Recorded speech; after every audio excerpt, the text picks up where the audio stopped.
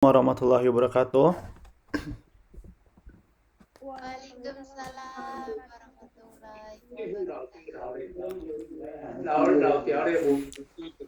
Tidak terasa ya, kita udah masuk ke pertemuan 5.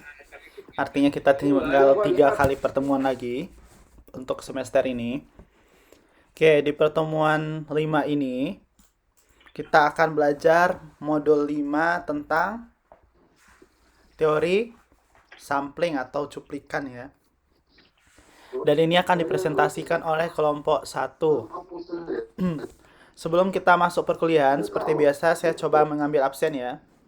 Oke, Tisko Nugroho, Hadir, Pak. Dedi Jubaidi, Arik Dian,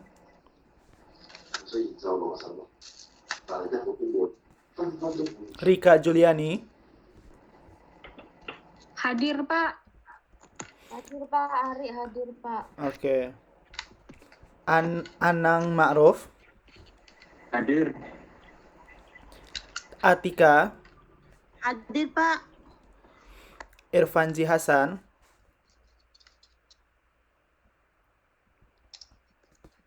Muhammad Abdul Latif,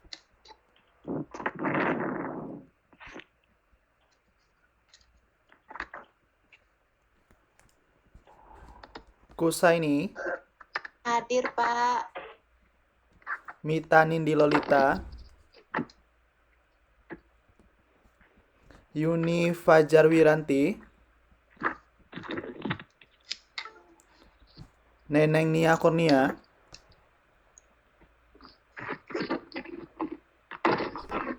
Neneng Triani,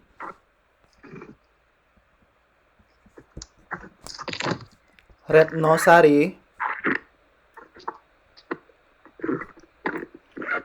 Riza Umami, Hadir Pak.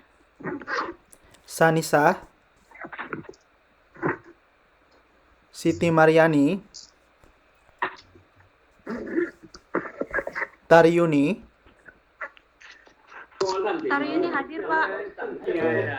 Umi Salama, Taryuni hadir. Hadir, Pak. Rosia, Hadir, Pak. Suci Puspitasari, Hadir, Pak. Tia Astuti,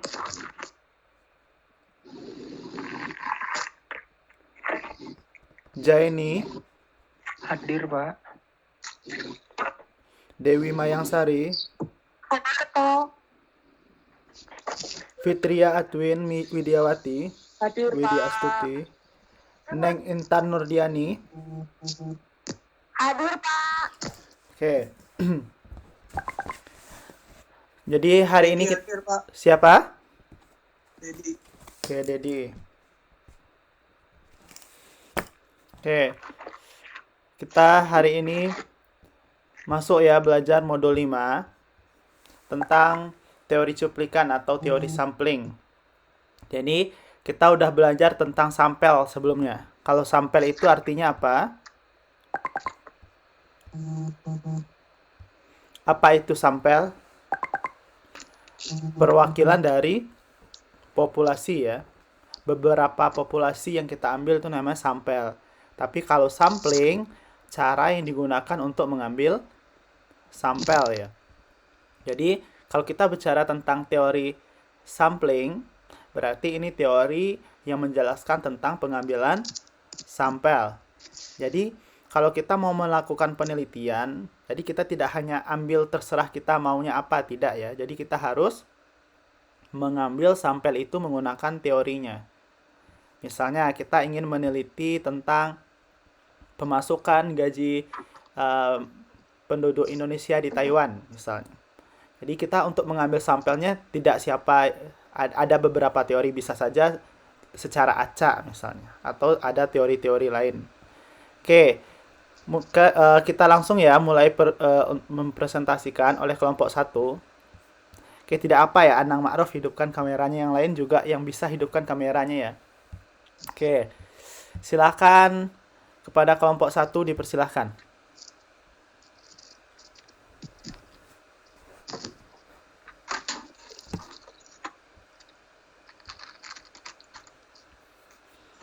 Siapa yang memulai pertama?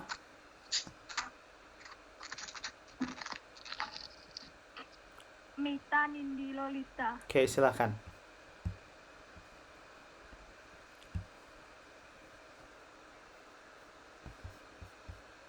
Halo, Assalamualaikum untuk Pak Dani dan teman-teman mahasiswa semua. Perkenalkan, kami dari kelompok 4 akan presentasikan modul 5 mengenai teori cuplikan atau sampling. Kami kelompok 4 terdiri dari 8 orang. Maaf, kelompok 4 apa kelompok 1 ya? Kelompok 1. Bukannya dia nerusin dari kelompok 3 kemarin kan langsung ke kelompok 4. Ya, tidak masalah ya nama kelompok, yang penting anggotanya ini ya. Ya. Oke. Kami terdiri dari 8 orang. Di sini ada Atika, Dedi Jubaidi, Dewi Mayangsari, Irfan Ji Hasan, lalu ada saya, Mita Nindi Lolita, Suci Puspitasari, Tia Astuti, dan yang terakhir ada Umi Salamat. Kita mempelajari tujuan pembelajarannya, yaitu diantaranya untuk menjelaskan secara benar pengertian dan konsep-konsep cuplikan acak, lalu menghitung momen dari rata-rata sampel, menerapkan teorema limit tendensi sentral, lalu menjelaskan sifat cuplikan acak data 01, menghitung cuplikan populasi yang kecil, menjelaskan dilakukan penelitian cuplikan, lalu yang terakhir ada menerapkan teori cuplikan ke dalam praktek secara benar. Oke, ini ya. Kita belajar 7 hal penting untuk di modul 5 ini. Jadi kita belajar tentang cuplikan. Lebih kurangnya ya, nanti kita pahami. Lalu di sini ada beberapa istilah yang perlu kita ingat. Di antaranya ada populasi, yaitu keseluruhan subjek penelitian atau keseluruhan subjek atau objek yang akan menjadi sasaran pengamatan. Lalu di sini ada sampel, yaitu bagian dari populasi yang ingin diteliti dan dipandang sebagai pendugaan terhadap populasi. Lalu ada kerangka sampling, yaitu daftar dari unit-unit populasi yang akan diambil sebagai sampel. Lalu ada random, yaitu cara pengambilan sampel, di mana setiap unit sampel mempunyai peluang yang sama untuk dipilih menjadi anggota sampel. Lalu ada sampling probability, yaitu cara pengambilan sampel yang dilakukan secara random. Dan yang terakhir ada sampling non-probability, yaitu cara pengambilan sampel yang setiap unit dalam populasi tidak memiliki peluang yang sama untuk dijadikan sampel. Oke, ada pertanyaan sampai di sini? Teman-temannya yang lain? Belum. Di populasi itu kita ulang dikit ya biar jelas. Populasi itu berarti seluruh ya. Seluruh objek atau subjek penelitian seperti yang kita bahas di awal-awal. Kalau sampel tuh beberapa dari populasi yang kita ambil sebagai sampel atau sebagai data dalam penelitian kita. Terus kalau kerangka sampling itu apa? Unit-unit atau daftar dari sampel kita itu. Kalau random itu berarti pengambilannya ya. Jadi cara pengambilan sampel itu secara acak. Sedangkan sampling probability itu adalah kemungkinan pengambilan sampel secara random atau secara acak. Oke, sampling non-probability itu adalah pengambilan sampel dari populasi yang tidak memiliki peluang yang sama untuk dijadikan sampel. Misalnya kalau sampling probability itu apa? Berarti yang berkemungkinan. Kalau yang non-probability itu tidak berkemungkinan. Misal kalau yang non-probability ini ya, kita mau meneliti tentang kasus-kasus yang sedikit terjadi, misalnya anak berkebutuhan khusus misalnya. Nah, terus kita mencari anak-anak yang berkebutuhan khusus di bagian apa kriterianya. Nah, nanti di situ dia termasuk non probability. Oke, lebih jelasnya nanti kita bahas lagi ya. Oke, silahkan. Lalu kita masuk ke kegiatan belajar 1. Di sini ada cuplikan acak dan sifat-sifatnya. Ada pengertian cuplikan dan cuplikan acak. Cuplikan atau sampel adalah sebagian anggota populasi yang terpilih untuk diteliti. Sifat cuplikan hendaknya mewakili sifat-sifat populasi. Lalu ini ada cuplikan acak. Cuplikan acak yaitu hasil pengambilan sebagian anggota populasi. Tempat diterapkan prinsip bahwa setiap anggota populasi memiliki kesempatan yang sama untuk diambil sebagai anggota cuplikan. Oke, ada pertanyaan? Masih jelas?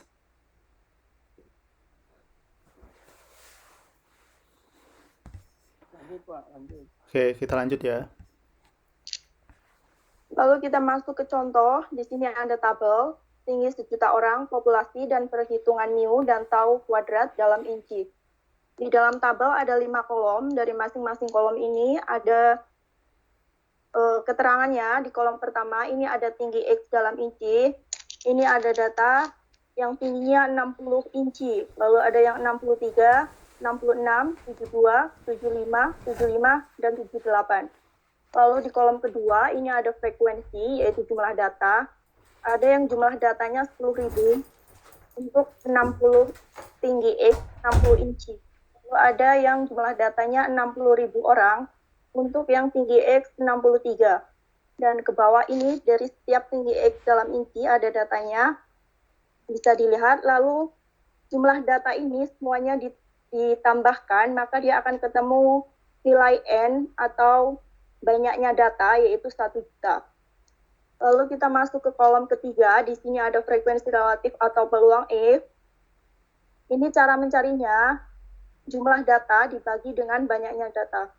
Jadi jumlah data 10.000 dibagi dengan 1 juta, maka hasilnya 0,01. Lalu ini ada yang jumlah datanya 60.000, kita bagi dengan banyaknya data, yaitu 1 juta, maka hasilnya 0,06. Dan ke bawah caranya sama, kita tinggal masukkan ke dalam rumus jumlah datanya berapa, kita bagikan dengan banyaknya data, lalu kita total semuanya, maka akan ketemu frekuensi relatif atau peluang X-nya, yaitu 1.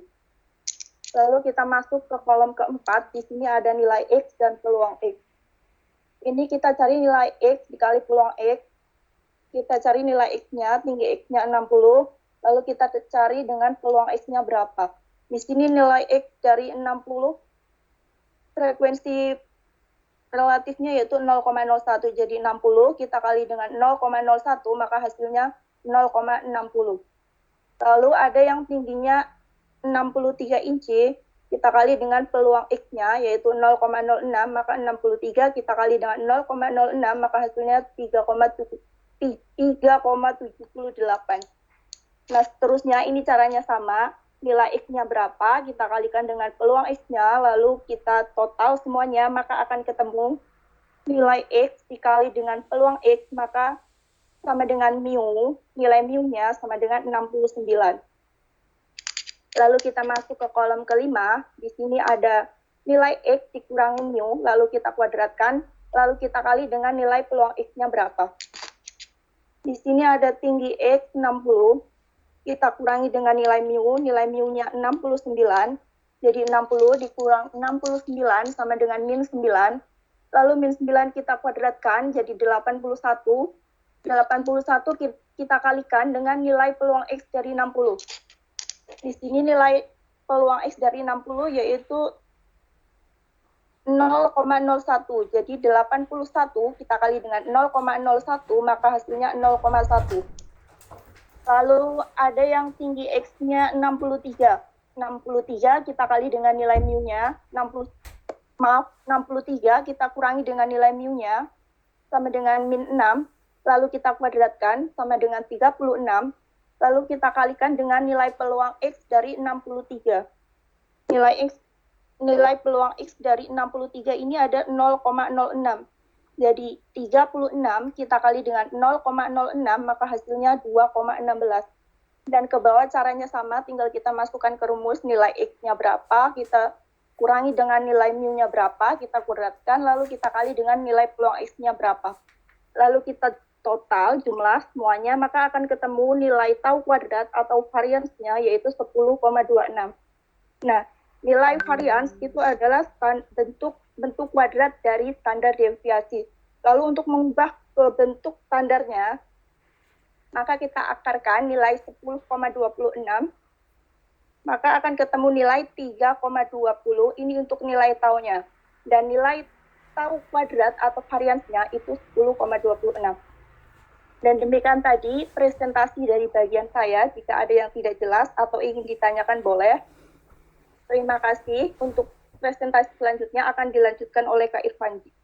Oke, ada pertanyaan untuk Mita, Nindi, Lolita. Jelas bagi untuk mencari perhitungan new dan perhitungan dari sigma kuadrat itu untuk apa namanya? Lambang untuk apa?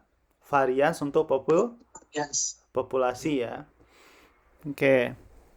Jadi kita ada pertanyaan untuk Mita, Nindi, Lolita dari penjelasannya teman-temannya. Jelas? Assalamualaikum Pak. Ya, Mau nanya Pak, itu silahkan. bacanya sigma kuadrat apa tau kuadrat Pak? Kalau di situ. Oke. Di sini bacanya sigma atau tau? Sigma.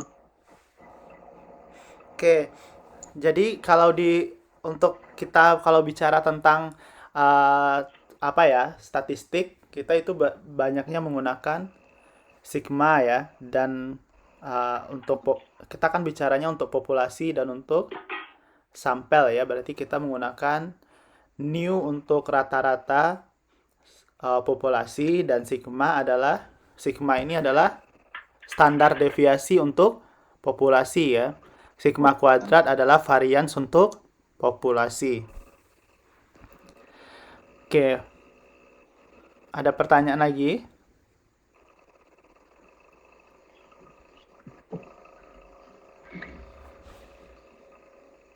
Ada pertanyaan untuk menghitungnya ada? Jadi X ini angka 1, 2, 3, 4 ini hanya menandakan tabelnya ya. Tabel pertama, tabel 2 ke tabel kelima. Datanya itu yang dari sini ya. Oke, ini tinggi badan dari 1 juta orang. Jadi X ini adalah nilai tengah ya. Ini adalah nilai tengah dari tinggi orang masing-masing dari dalam ukuran inci ya, bukan sentimeter. Kalau 60 cm, setinggi apa orangnya itu ya? Setinggi ucok baba semua mungkin.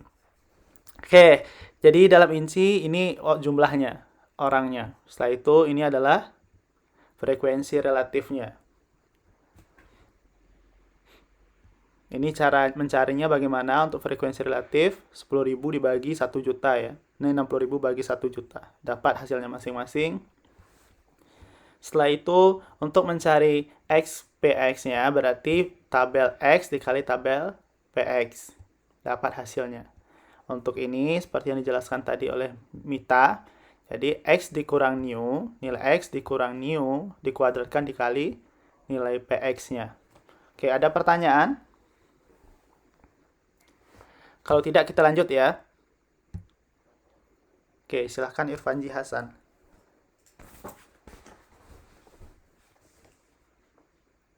Halo, jelas Pak? Ya, silahkan. Ya, saya Irfanji Hasan akan melanjutkan presentasi dari saudari Mita. Oke, kita langsung saja ya untuk mempersingkat waktu. Pengambilan satu observasi secara acak dapat diibaratkan mengambil satu gulungan kertas berisi angka dari sejuta gulungan kertas kecil. Dalam sifat acak tersirat pengertian bahwa kita memperhitungkan semua kemungkinan yang dapat diambil. Pada tabel 5.1 yang tadi dijelaskan oleh Kak Mita, setiap kali mengambil kertas di dalamnya mungkin berisi 60, 63 sampai dengan 78 kolom 1. Dengan probabilitas kolom 3. Jadi setiap kali mengambil satu observasi hasilnya adalah variabel acak dengan probabilitas sama.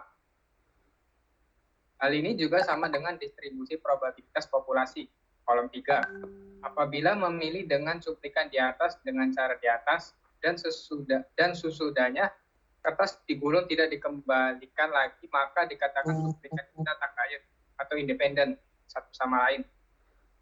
Sebaliknya, jika tanpa pengembalian, maka cuplikan kita tak bebas lagi atau saling tergantung. Dari cuplikan di atas, kita mempunyai satu sifat hubungan antara populasi dan cuplikan.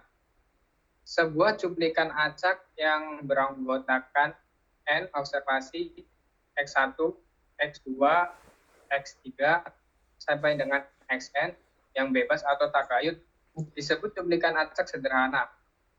Distribusi setiap observasi XI dari cuplikan acak sederhana adalah distribusi populasi PX dengan rata-rata mu dan sigma kuadrat varian.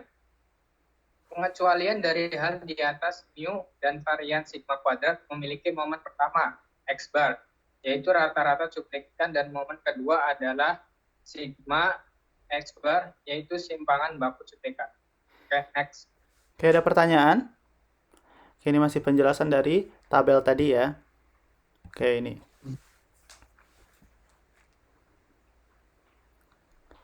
X bar sama dengan 1 per N, X1 ditambah X2 ditambah X3 ditambah sampai dengan Xn. Di mana X1 adalah observasi pertama hasil cuplikan acak, X2 yang kedua, dan seterusnya.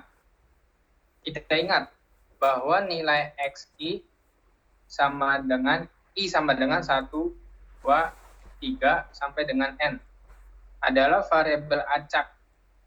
Kombinasi linear variabel menghasilkan X-nya juga variabel acak. Nilai harapan rata-rata cuplikan X diperoleh dengan memasukkan operator E. E ini ekspektasi atau nilai harapan matematis sigma PI atau XI. Oke, di sini ada rumusnya ya. E yaitu ekspektasi sama dengan E ekspektasi 1 per N dikali X1 ditambah X2 ditambah X3 ditambah sampai dengan Xn. Atau lebih dipermudah lagi, 1 per N ekspektasi dikali X1 ditambah ekspektasi X2 ditambah ekspektasi X3 ditambah sampai dengan ekspektasi Xn.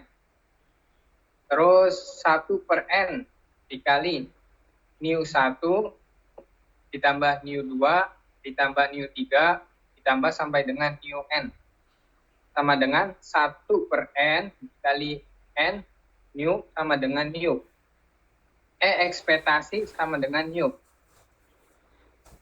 Nilai rata-rata varian cuplikan sigma X bar kuadrat didapat dengan memakai konsep linear dua variabel atau lebih, atau kombinasi linear dua variabel X dan Y dinyatakan dengan AX ditambah BY.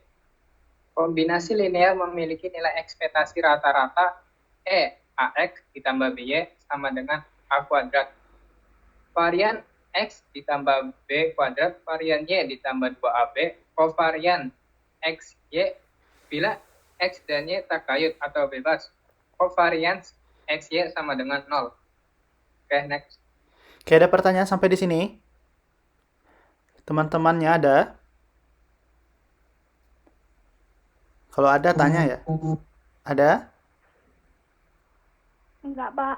Wih, pintar sekali ya anak manajemen yang baru ini. Oke, saya ulas sedikit ya.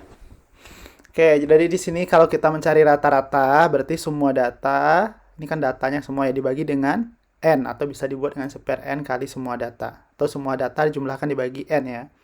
Terus kalau XI berarti jumlah data ya. Berarti ada data pertama, data kedua, data ketiga, sampai data ke N. Kalau ekspektasi, ekspektasi atau nilai harapan bahasa kitanya ya. Jadi nilai harapan atau dilambangkan dengan EX. EX itu akan sama dengan rata-rata populasi tentu ya, karena kalau kita ambil ekspektasi dari sampel, maka kalau kita mengekspektasikan untuk populasi harapannya, maka harapannya itu harus sama dengan rata-rata ya populasi. Jadi kalau kita berharap ya, kita melakukan penelitian, tentu dari 10 orang yang kita ambil untuk meneliti 100 orang misalnya. Atau dalam pemilu kita ambil 1000 orang dari 260 juta orang yang ada di Indonesia. Harapan kita sampel yang kita ambil itu mewakili rata-rata populasi. Paham? Jadi kita mengharapkan dari yang kita ambil sampel itu, cuplikan yang kita ambil itu akan mewakili rata-rata populasi. Itu gunanya statistik. Cara menghitungnya dari mana?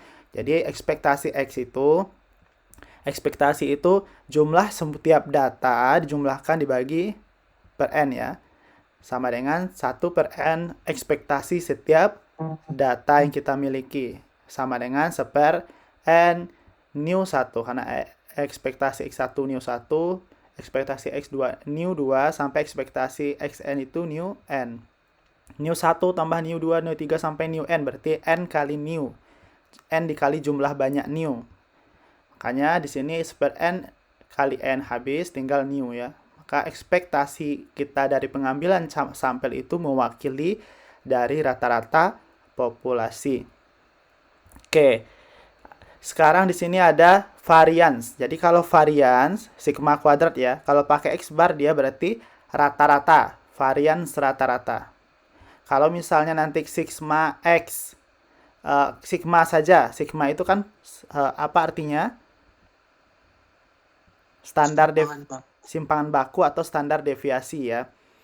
Nah, untuk populasi, kalau dia pakai X bar berarti simpangan baku atau standar deviasi rata-rata. Jadi kalau pakai X bar dia pakai rata-rata tambahnya.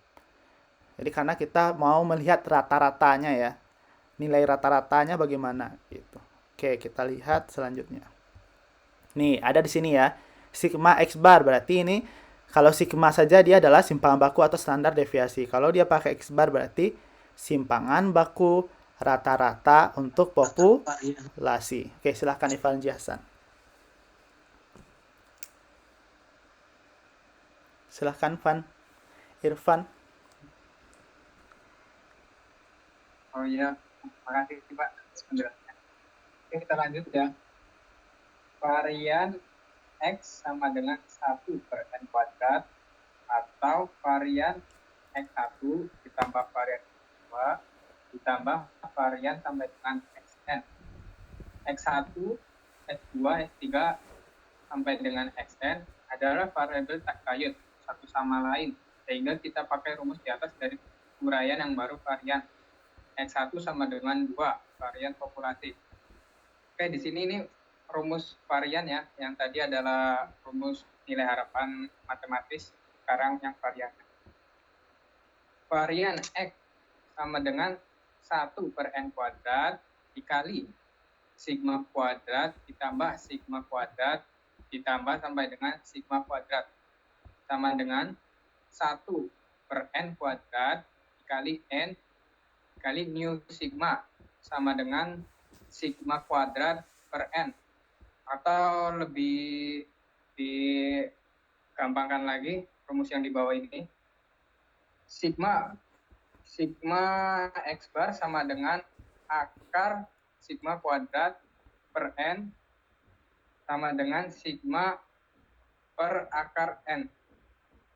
Dari sebuah populasi yang mempunyai distribusi probabilitas Px, rata-rata populasi mu dan simpangan baku populasi sigma.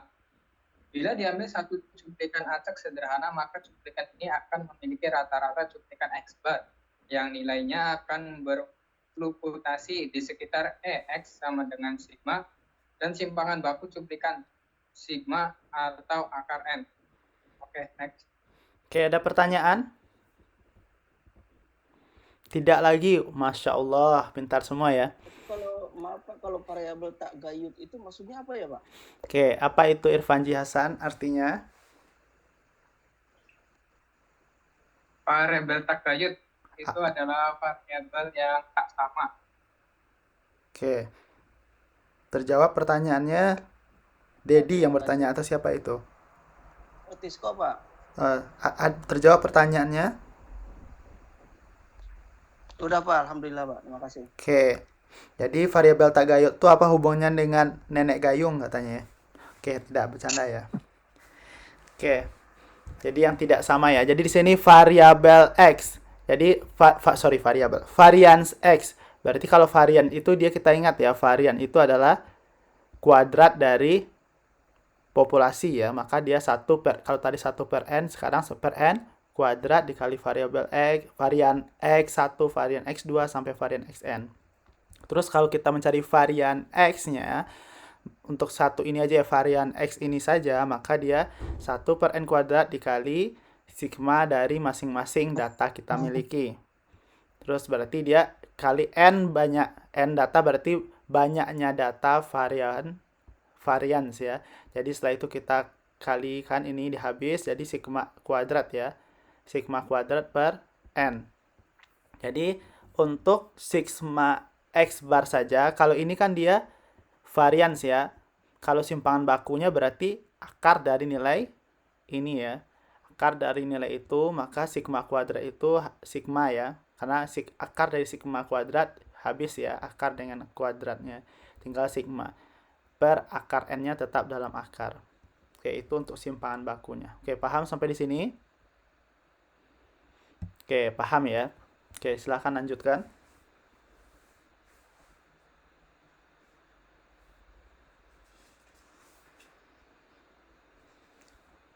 Silahkan Irfanji.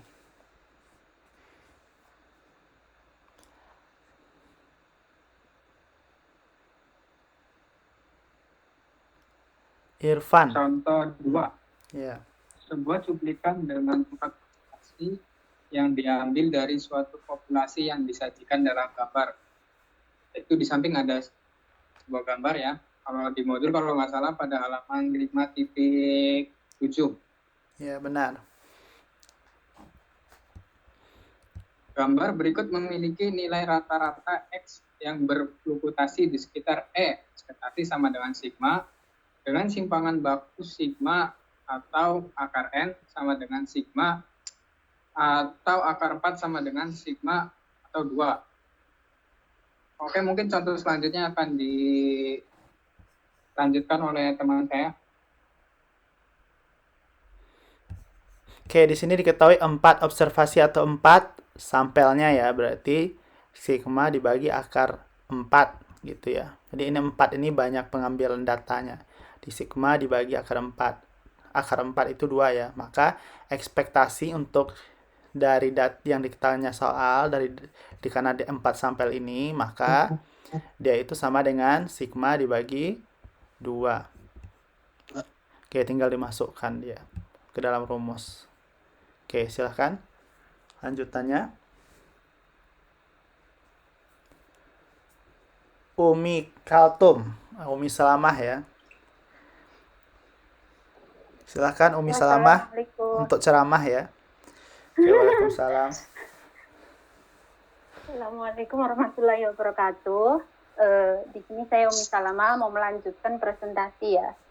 Di sini kita lihat ada gambar. Gambar ini sebenarnya tadi udah dijelasin ya sama Kak Irfanji bagian 2. Ini karena masih nyambung. Jadi kan tadi itu kita sudah melihat ya sampelnya ya. Itu garis yang melengkung, yang tebal itu kan sampelnya kan tadi kan kita udah lihat. Terus untuk garis yang titik-titik menjulang tinggi itu namanya populasi.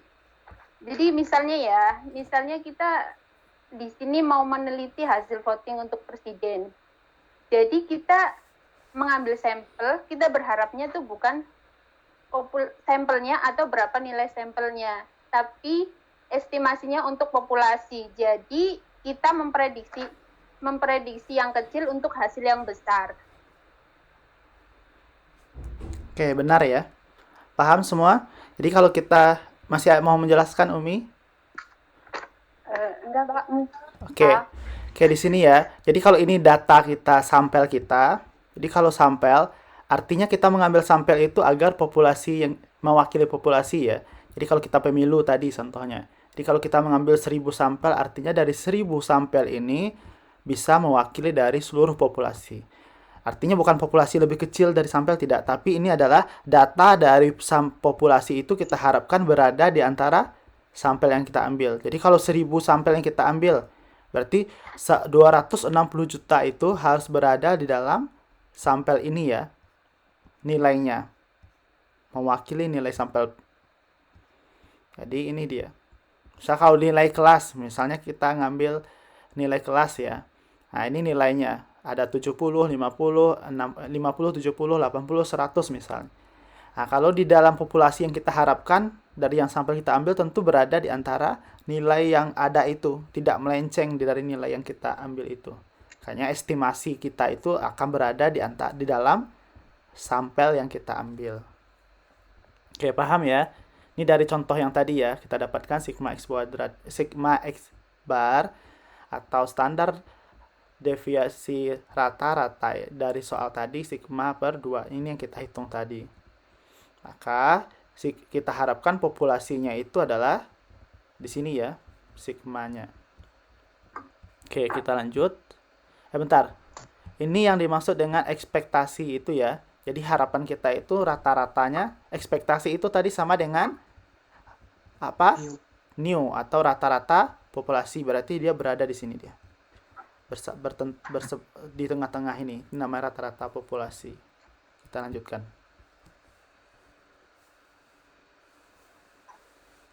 Oke, kita lanjut contoh 3. Para pekerja sebuah industri memiliki rata-rata upah 280.000 per bulan dengan simpangan baku 40.000 per bulan. Setiap mahasiswa dari universitas lokal diberi satu proyek untuk menghitung rata-rata upah dari 25 pekerja yang dipilih secara acak. Di manakah nilai rata-rata upah cuplikan-cuplikan tersebut dan berapakah simpangan bakunya? Penyelesaian dengan menganggap bahwa jumlah mahasiswa sangat banyak sehingga cukup untuk dikatakan bahwa distribusi probabilitas dari X bar memiliki limit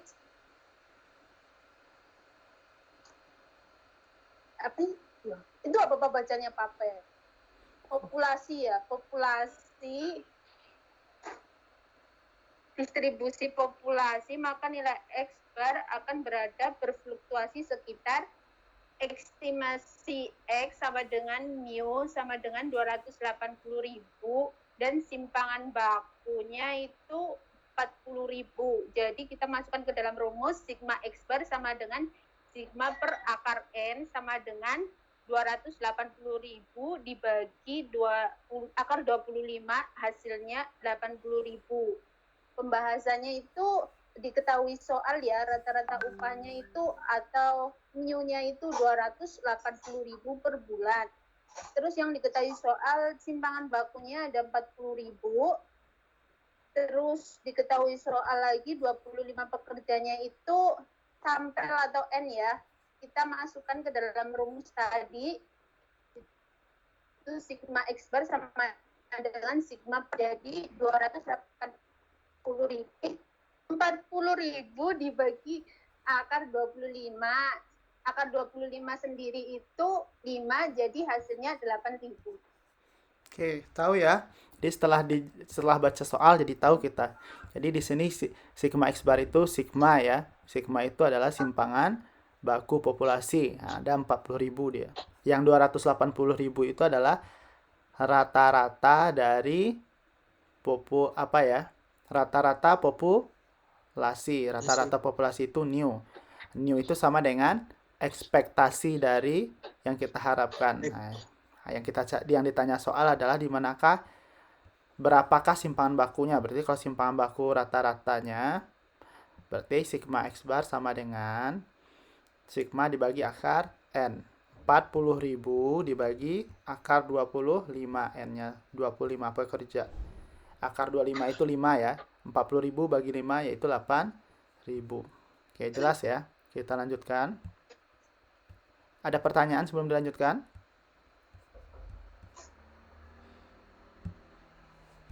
Oke, kalau tidak kita lanjut ya.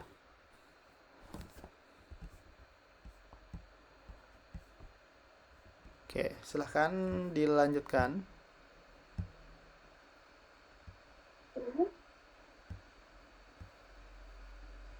Bila kita tahu bahwa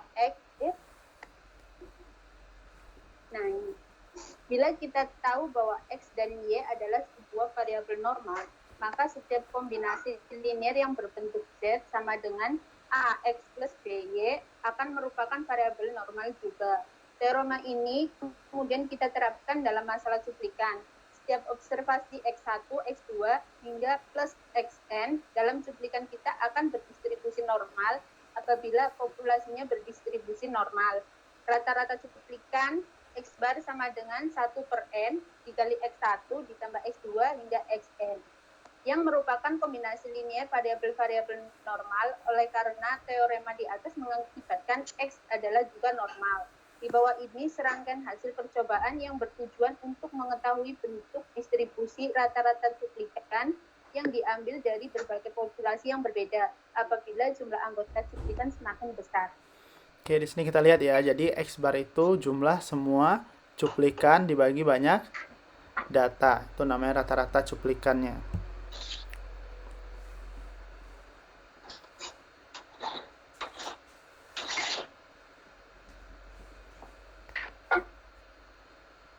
Selanjutnya kita lihat gambar ya. Nah, di situ kita lihat populasi yang pertama itu populasi N1 itu bentuknya bermacam-macam ya. Kita lihat lanjutnya itu populasi N2 udah meningkat ke atas, dan kita lihat ke populasi makin meruncing ke atas tapi berbeda-beda, dan kita lihat ke populasi N20 ya terlihat mendekati distribusi normal. Jadi semakin banyak data maka dia semakin mendekati distribusi normal atau hasil kebenaran.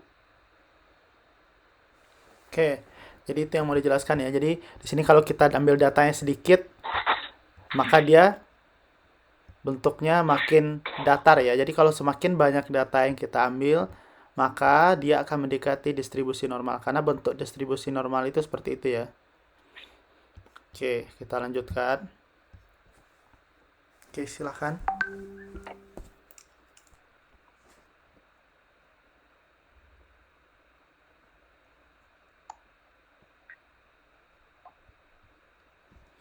Dedi. Ya, Pak. Oke, silakan Dedi. Assalamualaikum warahmatullahi wabarakatuh. Waalaikumsalam. Saya Dedi Jubaidi akan melanjutkan presentasi dari teman saya sebelumnya. Pada slide ini adalah keterangan dari slide sebelumnya. Dari gambar di atas terlihat 3 macam distribusi populasi yang berbeda satu sama lain. Selanjutnya, gambar-gambar di bawahnya merupakan distribusi rata-rata cuplikan dengan jumlah anggota 2, 3, 5, 10, dan 20 dari masing-masing populasi. Terlihat bahwa bentuk distribusi rata-rata cuplikan selalu berubah mengarah ke normal dengan semakin besarnya jumlah anggota cuplikan. Pada N sama dengan 20, terlihat bahwa bentuk distribusi rata-rata cuplikan ketiganya mendekati bentuk yang sama atau normal. 3 contoh ini memperlihatkan pola yang menakjubkan. Distribusi rata-rata cuplikan mendekati distribusi normal dengan semakin besarnya anggota cuplikan, tanpa memperdulikan bentuk distribusi populasi. Oke, ini tadi yang dijelaskan ya. Jadi kalau semakin banyak data, dia mendekati distribusi normal dari populasinya. Populasi. Oke. Lanjutkan. Pola ini kemudian dituangkan menjadi teorema limit tendensi sentral atau the central limit theorem. Teorema limit tendensi sentral, bila jumlah anggotanya diperbesar, maka distribusi rata-rata cuplikan yang acak yang diambil dari populasi, apapun bentuk distribusinya, mendekati bentuk distribusi normal dengan rata-rata mu dan simpangan baku sigma per akar N. Teorema ini selain menakjubkan juga sangat praktis, karena teorema ini secara tuntas menunjukkan distribusi dari X bar dalam sampel yang besar, maka hal ini adalah yang paling pokok untuk membuat pernyataan induktif atau statistika inference. Dalam praktek, dengan N besar sama dengan 20, distribusi rata-rata cuplikan X bar hampir dalam semua kasus sudah mendekati normal. Oke, ini bisa dipahami ya. Jadi dia hanya menjelaskan sedikit ya dari decentral limit theorema. Itu berasal dari apa asalnya? Yang kita hitung tadi ya. Distribusi populasi tadi. Oke, kita lanjutkan. Ini ada contoh. Selanjutnya ada contoh 4. Misalnya kita memiliki nilai-nilai hasil ujian dari sebuah kelas yang besar. Dari nilai ujian kelas yang besar ini dihitung rata-ratanya adalah 72 dan simpangan bakunya adalah 9. Soal ke-1, berapa besar probabilitas bahwa bila diambil sebuah cuplikan cuplikan acak sebanyak 10 pelajar akan memperoleh rata-rata hasil ujian lebih besar dari 80. Soal kedua, berapa besar probabilitas bahwa seorang pelajar yang secara acak akan mendapatkan nilai di atas 80? Oke, kita lihat ya. Ini diketahui soal ya. Apa itu 72? 72 rata-rata dari Rata-rata kelas. kelas besar. Berarti kelas besar ini maksudnya populasi. Kalau rata-rata populasi itu apa lambangnya? New. Berarti new sama dengan 72 ya. Simpangan baku. Apa itu lambangnya simpangan baku? Sigma. Sigma ya untuk populasi. Yaitu 9. Oke, yang ditanya nomor 1. Cuplikan acak 10. Berarti 10 ini adalah 10 pelajar. Berarti 10 pelajar ini adalah N. Dari rata-rata hasil ujian lebih besar 80. Berarti kita mau mencari, yang dicari kita itu adalah rata-rata hasil ujian lebih besar dari 80. Berarti X barnya harus besar dari 80 ya. Nilai X barnya harus besar dari 80. Yang kedua, kita lihat di sini. Dia tanya berapa besar probabilitas seorang pelajar secara acak akan mendapatkan nilai di atas 80. Ini hanya satu ya. Kalau ini rata-rata lebih besar dari 80. Kalau ini diambil satu saja. Berarti satu saja itu adalah X ya. Kalau di sini X bar. Oke, kita lihat bagaimana penyelesaiannya. Untuk penyelesaiannya, yang pertama, teorema limit sentral menjamin bahwa X bar rata-rata cuplikan akan berdistribusi normal dengan rata-rata mu dan standar deviasi sigma per akar N. Dengan dasar dua momen ini, kita baku normalkan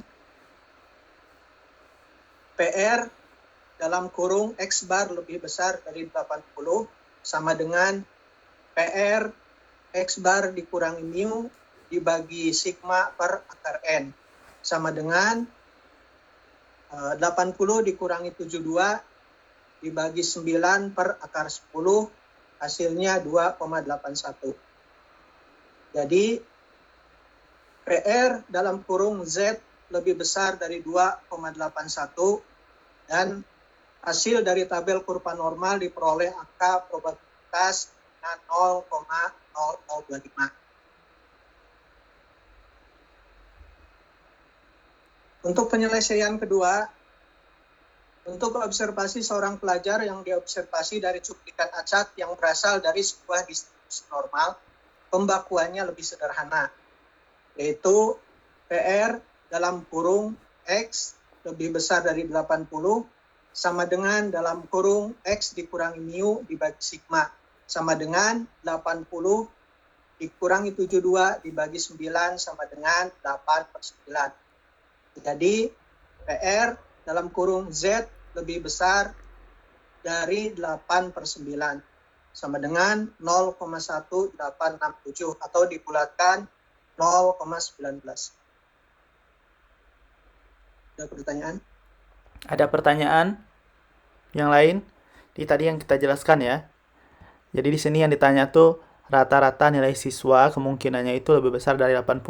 Berarti X barnya tadi udah 80 ya, yang kita harapkan di sini. Dikurang yang populasi yang seluruhnya itu 7, rata-rata seluruhnya 72 dibagi standar deviasinya 9 dibagi akar 10 untuk N-nya. Dapat hasilnya 2,81. Kita lihat di tabel Z, probabilitas Z besar dari 2,81 itu adalah 0,0025. Untuk yang kedua, satu siswa saja diambil besar dari 80. Berarti rumusnya probabilitas X kurang nu per sigma. Berarti 80 dikurang rata-rata populasi 72 bagi sigma itu adalah 9. Kita soal dapat 8/9. Berarti 8/9 itu kita lihat di tabel dia adalah nilainya 8/9 berapa? 0, berapa? Terus 0,89. 0,8 Desimalnya 0,89. 0,89 ya. Kita lihat di tabel 0,8 terus yang di atasnya 9. Nah, itu dapat nilainya 0,1867. Karena di sini tanyanya peluang, maka dia berarti bisa kita buat misalnya 18,67% atau bisa dalam bentuk desimal, bisa dalam bentuk persen ya. Kalau dibulatkan boleh juga menjadi dua bilangan angka, yaitu 0,19 atau 19%. Oke, ada pertanyaan cukup jelas? Kita lanjutkan ya. Selanjutnya akan dilanjutkan oleh Interupsi teman saya. Pak. Ya, silakan. Pak, itu untuk Z-nya kan katanya di tabel. Jadi kalau misalkan berapa gitu hasilnya, jadi lihat di tabel gitu Pak. Iya, kita harus menggunakan tabel. Karena Oh gitu ya. ya, karena untuk menghitung itu emang kalau ujian pun kita boleh melihat tabel ya. Atau di dalam ujian itu dia kasih. Jadi untuk dia kasih misalnya nilai tabelnya berapa. Karena itu udah satuan baku untuk tabel Z. Begitu lalu dibulatkan gitu ya Pak ya. Ya, boleh dibulatkan, boleh tidak. Misalnya ini kita buat jawabannya 18,67% atau 0,1867. Semuanya benar ya. Tapi kalau ada pilihan option A, B, C, D, ya kita sesuaikan yang mana yang sesuai. Kalau dalam optionnya 0,19, nggak ada yang 0,1867. Ya berarti kita jawab 0,19. 19. Oh jadi nggak semuanya dibulatkan ya Bapak ya. Iya, tergantung kebutuhan kita. Tergantung Iya. pertanyaan.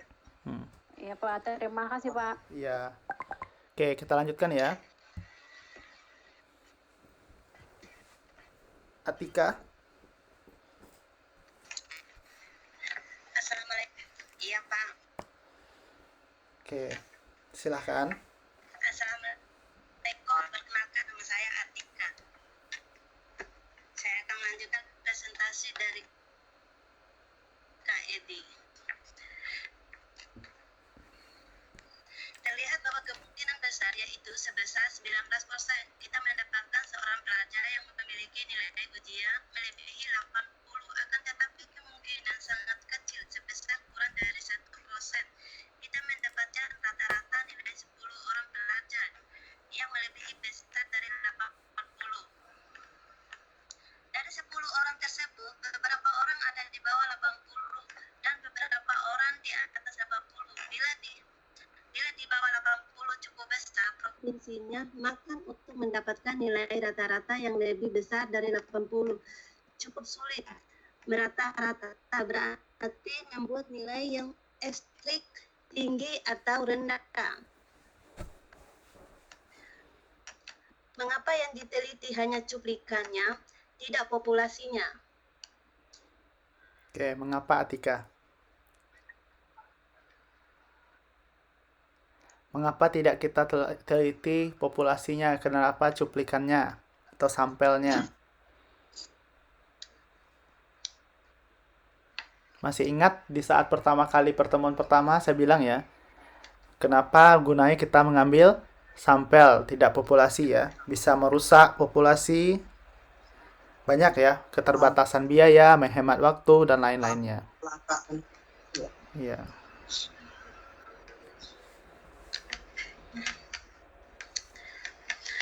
Beberapa hal di bawah ini akan menjawab pertanyaan di atas.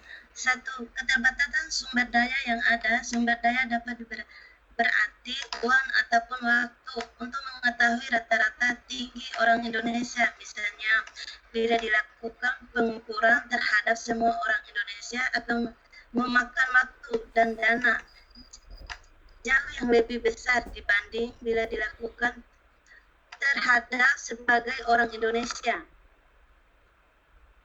2. Kelangkaan, kadang-kadang kita hanya punya sedikit cuplikan darah untuk diperiksa di laboratorium, mengetes sebagai mesin yang akan dibeli untuk mengetahui tingkat efektifnya mencoba obat baru pada beberapa penderita. Pada contoh-contoh di atas adalah tidak layak, non fleksibel, untuk dilakukan penelitian terhadap populasi. 3. Sifat ujian yang rusak. Beberapa uji atas produk ingin mengetahui sampai seberapa jauh daya hanya untuk diuji sampai habis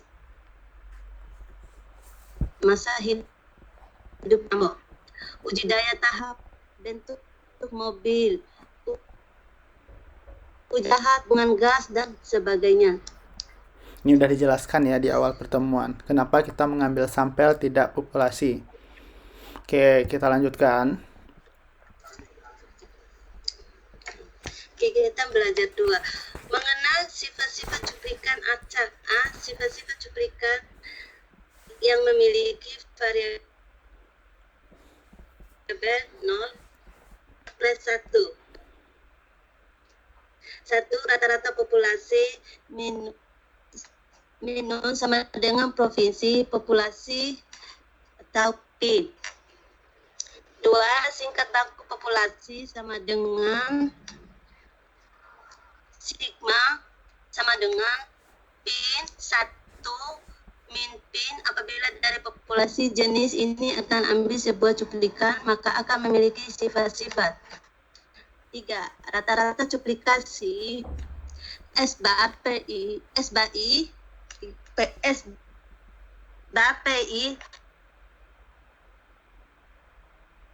sama dengan PI apabila yang diambil adalah cuplikan acak, maka hasilnya adalah nilai provinsi cuplikan PI yang akan berfluktuasi setiap nilai PIN dengan mendapatkan konsep ekspektasi diperoleh. Bentar ya, kita lihat di sini. Kalau rata-rata populasi itu new ya. Kalau proporsi populasi P. Simpangan baku populasi sama dengan akar dari Pi kali 1 kurang Pi. Terus kalau rata-rata cuplikan berarti rata-rata X bar ya. Cuplikatan itu I ya. Ada X1, X2, X3 dan seterusnya. Terus kalau kita tuliskan lambangnya sama dengan PI ya. Jadi ada P1, P2, P3. Kalau proporsi cuplikan PI. Oke, kita lanjutkan.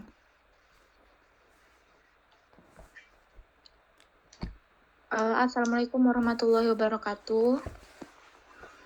Waalaikumsalam warahmatullahi wabarakatuh. Nama saya Dema Yangsari. Saya akan melanjutkan presentasi dari Kak Atika. Suara saya jelas ya, Pak? Jelas sekali. Nomor 4, di sini ada ekspektasi PI sama dengan P. Di depan atau di atas ya, kita sudah membuktikan bahwa ekspektasi X sama dengan mu. Dari mu sama dengan P. Dan dari XI sama dengan PI. Jika ketiga hal tersebut digabungkan, maka ekspektasi XI sama dengan mu sama dengan P sama dengan ekspektasi PI. Simpangan baku proporsi cuplikan adalah yang kelima, sigma PI sama dengan akar P dikali 1 dikurangi P dibagi N. N kecil. Dalam hal di atas berlaku juga teorema limit sentral, sehingga untuk cuplikan yang besar, distribusi proporsi cuplikan akan berbentuk normal. Oke, ini ya, ekspektasi PI itu sama dengan P. P. Oke, XI sama dengan PI. Untuk sigma PI, berarti ini apa sigma? Sigma itu standar deviasi. PI itu adalah proporsi ya tadi.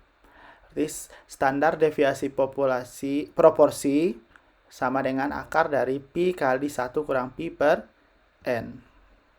Oke, kita lanjut nih contohnya. Di slide selanjutnya ada contoh 5, yaitu anggap bahwa proporsi pendukung partai surga dalam suatu negara adalah 56%. Berapa besar probabilitas bahwa cuplikan sebesar 50 orang diinginkan, paling sedikit 60% adalah pendukung partai surga? Penyelesaiannya, dengan besar cuplikan 50, kita yakin bahwa distribusi proporsi cuplikan adalah mendekati normal. Perhitungan bahwa probabilitas memperoleh paling sedikit 60% pendukung partai surga, sebesar 28% didasarkan pada anggapan bahwa datanya tidak kontinu. Dari data tak kontinu, bila diubah menjadi data kontinu, diperlukan koreksi kontinuitas. Bila dihitung dengan koreksi ini, didapat nilai probabilitas sebesar 0,3034, variabel proporsi cuplikan kita bakukan sehingga didapat probabilitas P lebih besar dari 0,60 sama dengan probabilitas P dikurangi Pi dibagi, nggak jelas. Sebentar Pak, di sini tidak jelas, kepotong. Kan diketahui soal tuh. P kurang Pi. Berarti P-nya berapa? P-nya 0,60 dikurangi Pi-nya? Pi-nya 0,56 dari probabilitasnya dari 60% itu, Pak. Iya. Ya, lalu kemudian dibagi Pi dikali 1 dikurangi Pi dibagi N. Maka sama dengan 0,60 dikurangi 0,56 dibagi 0,56 dikali 0,44. 0,44 ini dari 1 dikurangi Pi. Yaitu 1 dikurangi 0,56. Maka hasilnya 0,44 dibagi 50. Dari 0,60 dikurangi 0,56, maka hasilnya 0,04.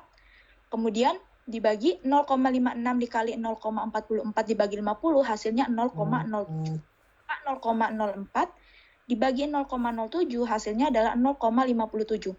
Maka probabilitas Z lebih besar dari 0,57 hasilnya adalah 0,28. Ini kita lihat tabel ya. Yang tabelnya 0,57. Berarti 0,5 sebelah kiri, 7 dari atas. Yaitu 0,28. Oke, jadi di sini kalau Dewi Mayangsari ada Partai Surga, mau ikut enggak? Pas surga nggak, Pak? Ya. Berarti kalau 56% Partai Surga, yang 44%-nya Partai Neraka ya.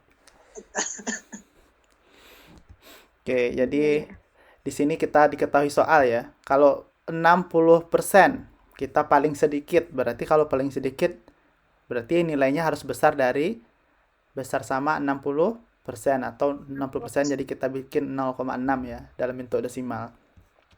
Ini rumusnya, proporsi yang kita cari ya dari pendukung Partai Surga itu.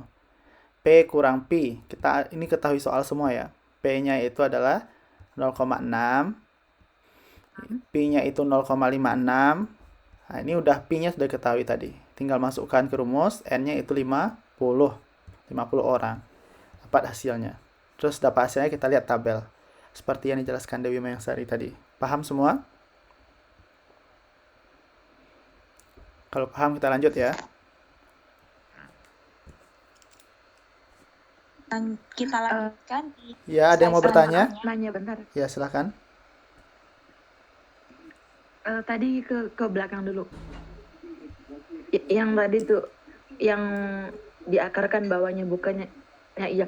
Itu yang bawah itu Pak 0,56 itu kan dalam akar ya Pak? Iya. Diakarkan dulu apa ngitungnya langsung? Kalau menghitungnya berarti 0,56 dikali 0,44 berapa hasilnya? Setelah itu kita bagi 50. Berapa hasilnya baru kita akarkan. Oh, berarti dikali dulu baru diakarkan. Dikali dulu dibagi, setelah itu baru diakarkan. Oh, oke. Terima kasih, Pak. Iya. Oke, ada lagi pertanyaan? Kalau tidak kita lanjut ya. Baik, saya lanjutkan. Di slide selanjutnya ada contoh 6.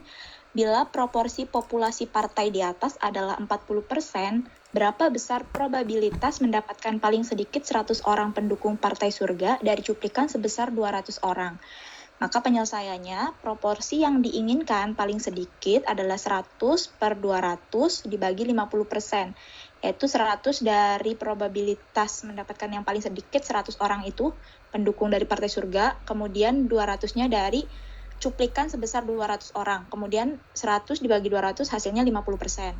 Probabilitas sama dengan P lebih besar dari 0,50 sama dengan probabilitas P dikurangi Pi dibagi akar Pi dikali 1 dikurangi Pi per N.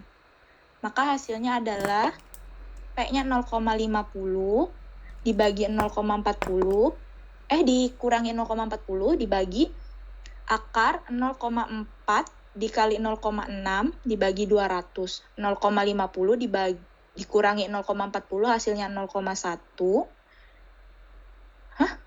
Iya. Kemudian dibagi 0,4 dikali 0,6 dibagi 200 diakarkan hasilnya 0,0346. Maka 0,1 dibagi 0,0346 hasilnya adalah 2,89. Maka probabilitas Z lebih besar dari 2,89 hasilnya 0,0019. Kedua contoh di atas merupakan persoalan tempat bila dipakai distribusi binomial tidak mungkin bisa diselesaikan. Hal tersebut bisa diselesaikan dengan pendekatan distribusi normal. Oke, kita lihat di sini ya. Ini hanya sama dengan soal yang tadi, tapi di sini diubah sedikit. Karena orang matematika tuh, orang hitung-hitungan tuh kreatif ya. Jadi kalau di sini tadi disebutkan berapa persennya, yang 60% disebutkan. Kalau di sini paling sedikit 100 dari 200 orang. Berarti 100 dari 200 orang itu artinya 100 bagi 200 ya. Itu kan 50% ya. 100 dari 200 orang 50%. Di paling sedikit 50%, berarti besar sama dari 0,5. 50. Kalau yang tadi disebutkan langsung paling sedikit 50%. Kalau sekarang paling sedikit 100 dari 200 dibuat. Sama saja bentuk soalnya. Kita masukkan pi-nya diketahui soal yang kita tadi 0,5 atau 50% dikurang pi. Pi-nya itu adalah 40% atau 0,4. Ada kita masukkan sama lagi dia. R-nya itu adalah 200 ya. 200 orang total semuanya. Dapat hasilnya, dilihat di tabel, dapat hasilnya 0,0019. Ada pertanyaan jelas? Bapak minta diulang lagi, Pak. Belum jelas, Pak. Oke. Jadi kalau soal tadi kita lihat ya. Disebut di sini ya, paling sedikit 60% adalah pendukung Partai Surga. Kalau sekarang paling sedikit 100 dari 200 orang. Berarti sama ya. Cuman tadi udah ketahui persennya. Sekarang berapa persennya kalau kita ubah 100 dari 200 orang? Kan separuh ya. Separuh itu kan 50%. Atau 0,5. Jadi kita cari 100 dibagi 200 sama dengan 50%. Itu dapatnya kan kita tahu ya. 100 dari 200 itu udah setengah ya. Atau 0,5. Paham? Sampai sini? Paham, Pak. Paham. Oke. Makasih, Pak. Selebihnya diketahui soal ya. Yang itu yang Ya. maaf Pak, Silakan. yang Z lebih besar dari 2,89 terus itu Z-nya Z apa Pak? Oke, kita lihat ya. Ini kalau masih ada tabelnya, silahkan dilihat di modulnya ya. Tabel Z. Ini harus bisa ya melihat tabel. Kalau tidak bisa, kita tidak ketemu satupun jawabannya. Tabel Z itu di modul halaman berapa? 6.47. 6. Oke, buka halaman titik 6.47. Semuanya. Buka di situ di 6.47. Di situ ada kita di sini ya 2,89. Berarti kita lihat di tabel yang sebelah kirinya 2,8. 2,8. Nah, itu ada di paling dekat itu ada 0,497 ya. Kita lihat di situ. Oke, kita lihat yang sejajar, angkanya 9.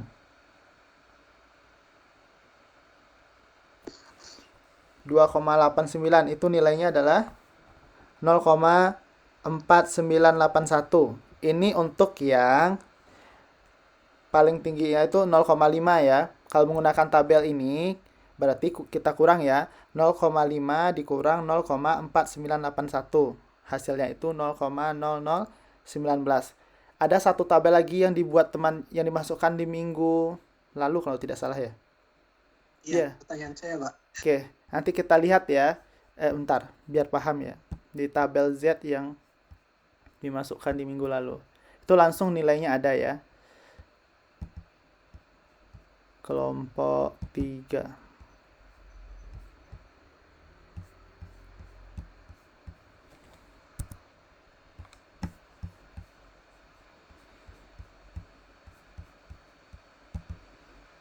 Oh, langsung slideshow.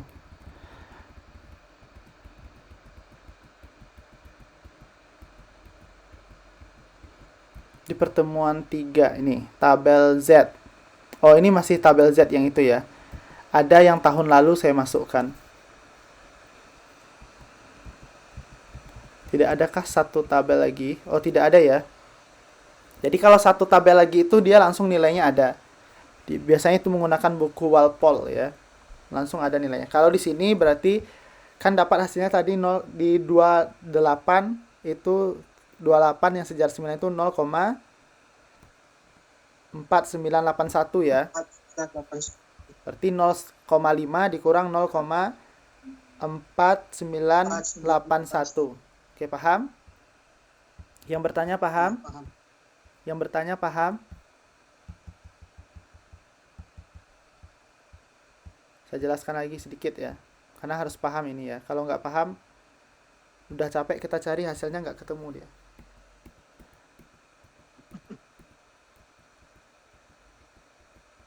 Oke, di sini lihat. Mana kursornya ini tidak jalan. Lihat di yang sejajar dengan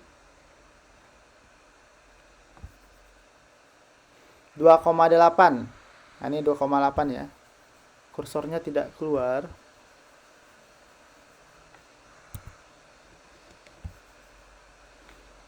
Oke.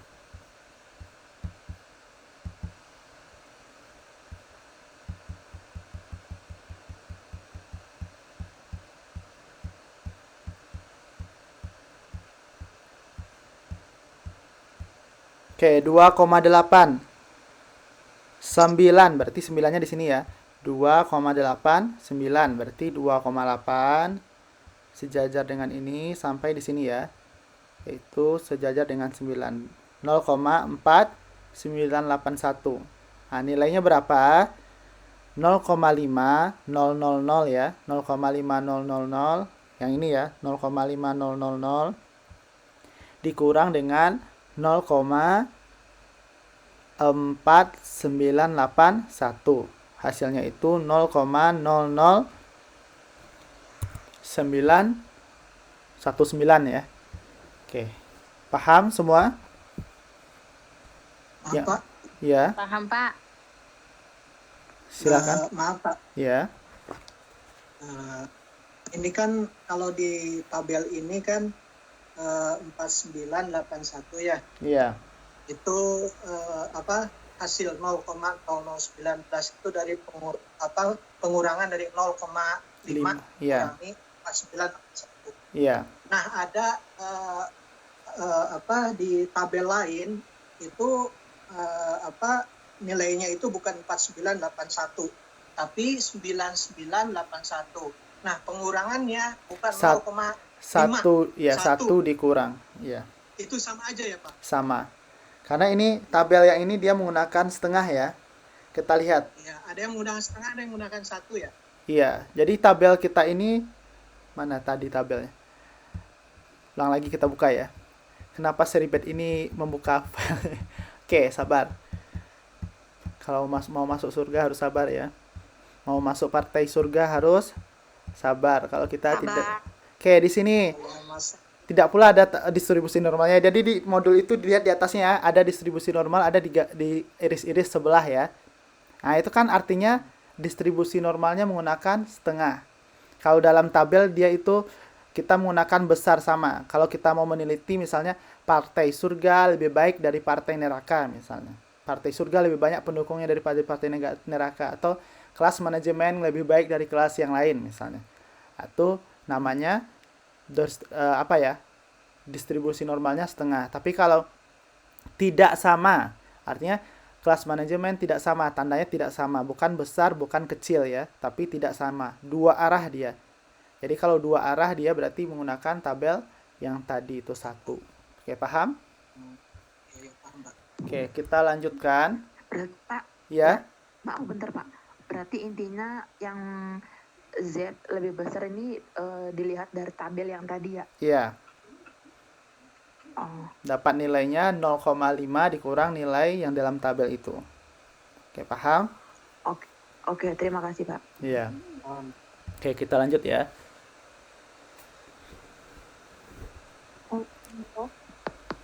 Kita lanjutkan. D. Sifat-sifat